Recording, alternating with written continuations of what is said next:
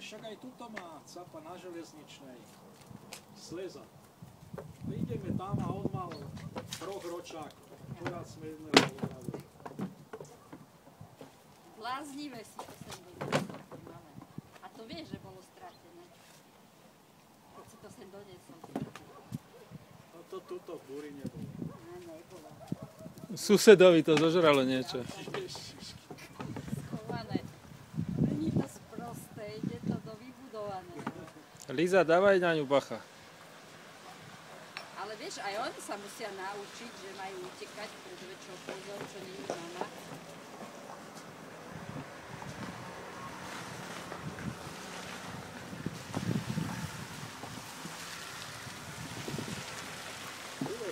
Tu je krmivá.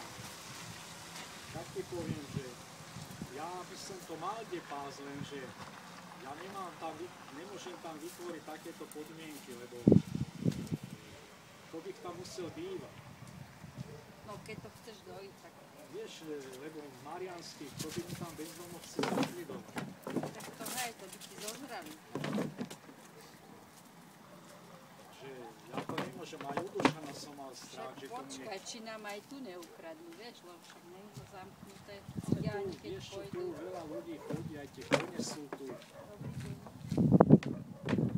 Takže tu je to troška iné.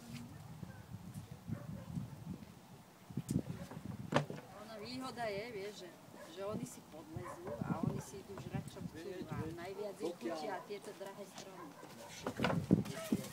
Prvé, čo tu koza zožere, to je hrubá vláknina kôra. Áno, to majú veľmi.